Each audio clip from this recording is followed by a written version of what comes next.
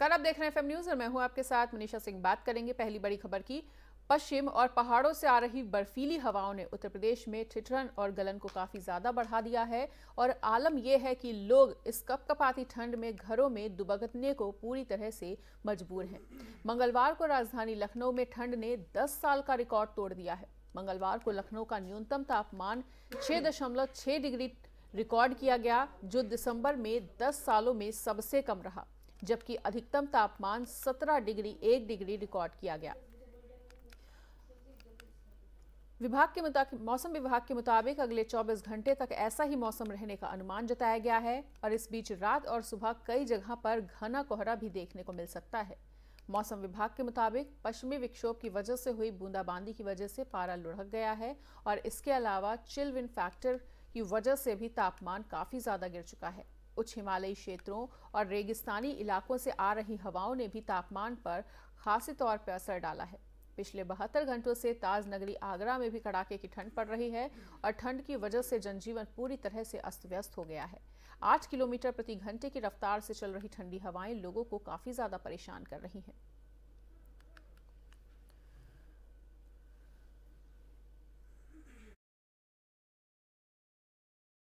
UP के कई जिलों में पारा लगातार लुढ़कता जा रहा है और लखनऊ में ठंड ने पिछले 10 साल का रिकॉर्ड तोड़ दिया है। तो बर्फीली हवाओं ने ठंड का कहर और भी ज्यादा बढ़ा दिया है और नोएडा और ग्रेटर नोएडा की अगर बात की जाए तो 8वीं तक के फिजिकल क्लास पूरी तरह से बंद हो चुके हैं और ठंड के चलते ये फैसला लिया गया है। तो यूपी में ठंड ने पिछले 10 साल के रिकॉर्ड को तोड़ दिया है और बर्फीली हवाओं ने बढ़ाया है ठंड का कहर। तो यूपी में कई जिलों में काफी ज्यादा ठंड का कहर देखने को मिल रहा है, कोहरे का कहर देखने को मिल रहा है, जिसके चलते लोगों को लगातार काफी ज्यादा परेशानी हो रही है।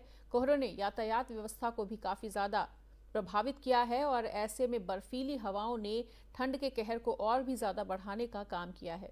तो यूपी के कई जिलों में कल जो पारा है वो लगातार लुढ़कता गया और बर्फीली हवाओं ने इस ठंड के कहर को और भी ज्यादा बढ़ा दिया है।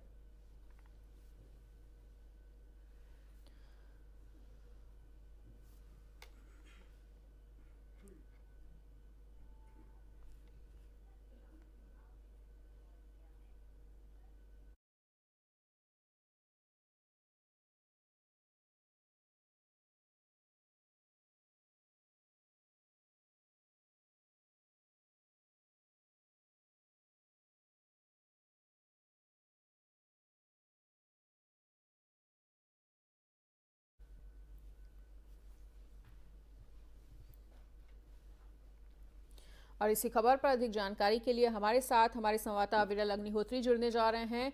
तो अविरल, लगातार ठंड का कहर जो है वो बढ़ता जा रहा है और यूपी के कई जिलों में कल जो पारा था वो लगातार लुढ़कता हुआ नजर आया, जिसकी वजह से लोगों को काफी ज्यादा परेशानी का सामना करना पड़ रहा है। मुश्किल तो मनीषा, देखिए जिस तरीके से ठंड ने अपना कहर बढ़ाया है तो ऐसे में आम जनजीवन जो है वो काफी प्रभावित हुआ है और लोगों की जो रफ्तार है वो कहीं ना कहीं कम होते हुए नजर आई।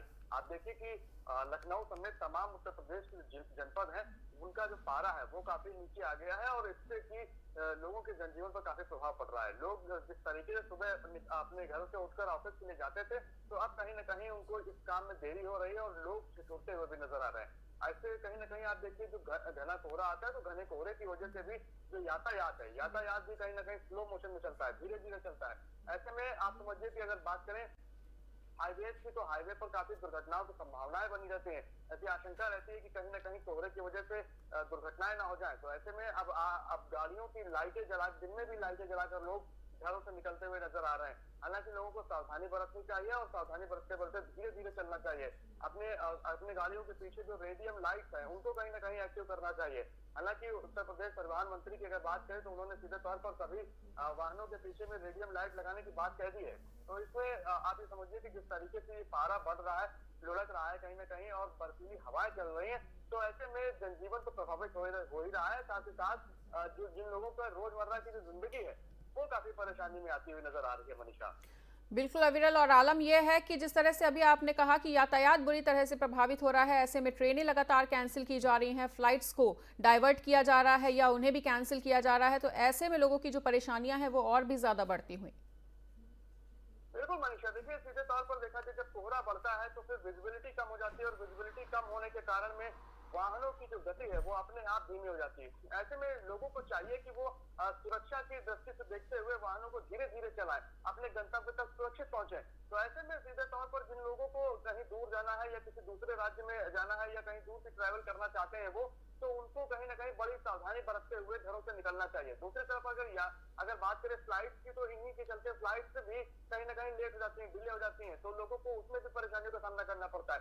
दूसरी तरफ अगर ट्रेन की बात करें तो ट्रेनों का भी बिल्कुल सेम माहौल नजर आता है, क्योंकि विजिबिलिटी कम होने के कारण उनको सिग्नल दिखाई नहीं पड़ते हैं, तो धीरे धीरे चलना पड़ता है, यानी कई ट्रेनें भी लेट होती हुई नजर आती है। अभी देखिएगा कि कुछ समय बाद जिस तरीके से घना कोहरा और बढ़ने लगेगा तो ट्रेनों की हालात ऐसे हो जाएंगी, कहीं ना कहीं ट्रेनों को रद्द भी करना पड़ेगा, जिससे कि आवागमन की जो स्थिति है वो बहुत स्लो हो जाती है और यात्रियों को बहुत ज्यादा परेशानी का सामना करना पड़ता है। ऐसे में अगर बात करें उत्तर प्रदेश के मुख्यमंत्री योगी आदित्यनाथ ने अपने सभी अधिकारियों को ये निर्देशित किया हुआ है कि जितने भी लोग बाहर जो रहते हैं, जो स्टेशनों पर रहते हैं, जो भिखारी हैं, उनके लिए भी कहीं ना कहीं ऐसी व्यवस्था की जाए कि उजाले में वो भी कुछ होते हुए नजर ना आए, यानी कि जो रैन बसेरे हैं, रैन बसेरों का पूरी तरीके से उपयोग कराया जाए और लोगों को कंबल वितरित किए जाए। हालांकि इस काम को लेकर युद्ध स्तर पर अधिकारी लगे हुए भी हैं, लेकिन फिर भी कहीं ना कहीं घटता हुआ पारा लोगों की मुश्किलें तो बढ़ाता ही है मनीषा। बिल्कुल अविरल, और लगातार देखा जा रहा है कि स्वास्थ्य विभाग भी प्रभावित हो रहा है इस कोहरे की वजह से, क्योंकि कोहरे में और ठंड में लोगों को सर्दी जुकाम ज्यादा बढ़ रहा है, संक्रमण तेजी से फैल रहा है। ऐसे में लगातार लोग स्वास्थ्य विभाग का अस्पतालों का रुख कर रहे हैं। निश्चित रूप से मनीषा, देखिए जिस तरीके से अगर स्वास्थ्य विभाग की बात करें, स्वास्थ्य विभाग के ऊपर भी बड़ा बोझ नजर आता है। ऐसे में जिस तरीके से मौसम बदलता है, वायरल फैलने लगता है। अभी कुछ समय पहले लोग डेंगू की चपेट से बहुत ज्यादा परेशान हुए और अब बदलते हुए मौसम की वजह से भी लोग परेशान हो रहे हैं। तो ऐसे में अब आप समझिए जिस तरीके से कोविड का भी खतरा है और ऊपर से बदलते मौसम का भी, तो आदमी कहीं ना कहीं जो लोग हैं वो घरों में ही इलाज करने की कोशिश करते हैं और डॉक्टरों के पास जाने से बचते हैं कि कहीं धोखे से भी डॉक्टर ने अगर कह दिया कि आपको कोविड है तो कहीं ना कहीं बड़ी भारी टेंशन में आ जाते हैं। ऐसे में स्वास्थ्य विभाग भी कहीं ना कहीं बड़े ही वर्कलोड से जूझ रहा है। लेकिन दूसरी तरफ ये देखा जाए कि जिस तरीके से डिप्टी सीएम उत्तर प्रदेश के ब्रजेश पाठक है, उन्होंने जनपद जनपद का दौरा करके सीएचसी और तमाम जितने भी अस्पताल है उनका निरीक्षण करके उनको बेहतर करने के निर्देश दिए हैं। हालांकि अब ये कितना कारगर होता है ये तो देखने वाली बात है, लेकिन फिलहाल आम जनजीवन पर तो काफी असर पड़ता हुआ दिखाई पड़ रहा है मनीषा। बिल्कुल, तो क्या कहा जा सकता है अविरल कि कोरोना के कहर और कोविड के कहर दोनों से ही लड़ने के लिए उत्तर प्रदेश ने अपनी तैयारियों को पूरा कर लिया है?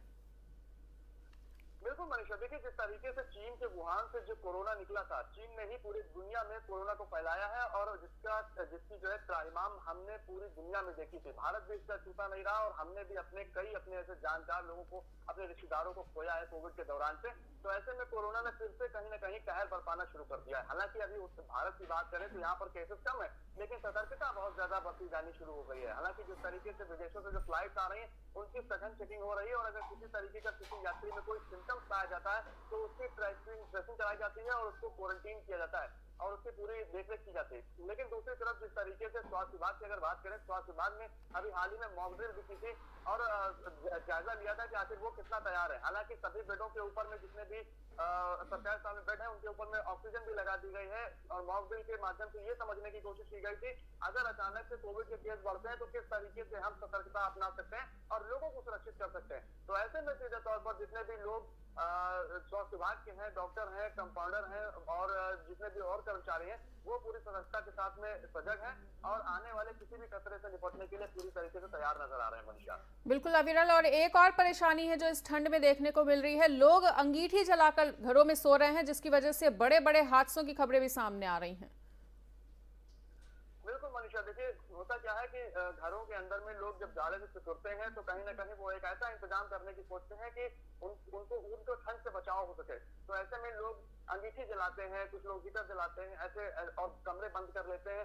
ऐसे में आप समझिए जो लोग हीटर और अंगीठी जलाते हैं और जलाकर सो जाते हैं और कमरे को बंद कर लेते हैं, तो ये दुर्घटना का कारण भी हो सकता है कहीं ना कहीं, क्योंकि जिससे कार्बन डाइऑक्साइड उत्पन्न होती है और वहां पर पूरे रूम में फैल जाती है, तो वहां दम घुटने से ऐसी घटनाएं सामने आती है। हालांकि हमने कई घटनाओं को ऐसे देखा है, लखनऊ में भी कई घटनाएं ऐसी हुई हैं जिनकी वजह से लोगों की मौत हो गई है।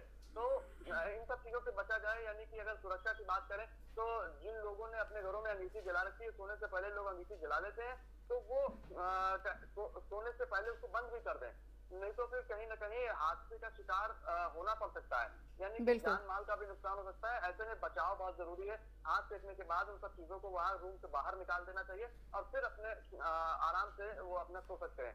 तो तमाम तरीके के प्रिकॉशन लेने के बाद इन सब दुर्घटनाओं को रोका जा सकता है। मनीषा, बिल्कुल ठीक है, हमारे साथ जुड़ने के लिए अविरल आपका बहुत बहुत शुक्रिया। तो जैसा कि अविरल ने तमाम जानकारियों को हमारे साथ साझा किया और बताया कि किस तरह से उत्तर प्रदेश में कोहरे से और कोविड के कहर से बचाने के लिए तमाम प्रयास किए जा रहे हैं। बर्फीली हवाओं ने हर विभाग की चुनौतियों को काफी ज्यादा मुश्किल कर दिया है और लखनऊ में ठंड ने पिछले 10 साल का जिस तरह से रिकॉर्ड तोड़ा है, ऐसे में लोगों को काफी ज्यादा परेशानियों का सामना करना पड़ रहा है। यातायात व्यवस्था पूरी तरह से प्रभावित है। चाहे हम परिवहन विभाग की बात कर लें तो लोगों को आवागमन में काफी ज्यादा दिक्कतों का सामना करना पड़ रहा है। ट्रेन्स काफी हद तक कैंसिल की जा रही हैं, जिसकी वजह से लोगों को एक स्थान से दूसरे स्थान तक पहुंचने में भी देरी हो रही है। फ्लाइट्स भी कैंसिल की जा रही हैं या फिर फ्लाइट्स के रूट डाइवर्ट किए जा रहे हैं। ऐसे में इस ठंड ने लोगों को काफी ज्यादा परेशान करके रखा है और लोग अपने घरों में दुबकने के लिए मजबूर हो चुके हैं।